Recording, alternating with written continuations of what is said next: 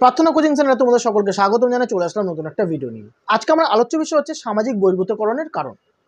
এইটা 4th semester education জেনারেলে রয়েছে। তো সবার আগে জানবো সামাজিক বহির্ভূতকরণ কি বা কাকে বলে। দেখো, যখন কোনো ব্যক্তি সমাজ থেকে নিজেকে অর্থনৈতিক, রাজনৈতিক এবং সামাজিকভাবে সম্পূর্ণভাবে দূরে সরিয়ে নেয়, তাকেই বলা হয় সামাজিক বহির্ভূতকরণ। এই সামাজিক বহির্ভূতকরণ হচ্ছে সামাজিক অন্তর্ভুক্তিকরণের ঠিক বিপরীত।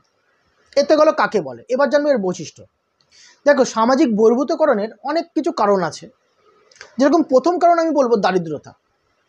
এই বিরাট বড় সমাজের একটা বিরাট অংশ এই দারিদ্রতার শিকার, যার ফলে সেই সকল ব্যক্তিরা তাদের পড়াশোনা বা শিক্ষাকে অচিরেই বন্ধ করে দিতে হয়, যার ফলে সেই সকল ব্যক্তিরা নিজেদের সমাজ থেকে দূরে সরিয়ে নেয়।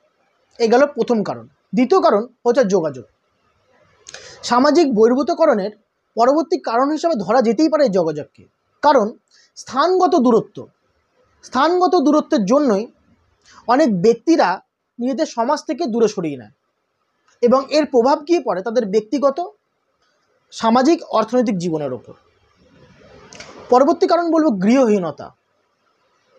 এ সমাজের বুকে অনেকেই আছে যাদের গৃহ নেই বা ভাড়া বাড়িতে থাকে। সেই সকল ব্যক্তিরা নিজেদের সমাজ থেকে আলাদা বলে মনে করতে থাকে। এই গেল কারণ।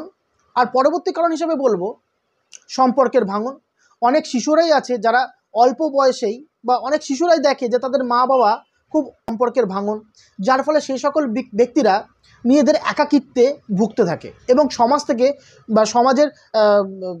থেকে নিজেদের সরিয়ে নেয়। এই গেল সামাজিক বহির্ভূতকরণের কারণ। আশা করি তোমরা বুঝতে পেরেছো।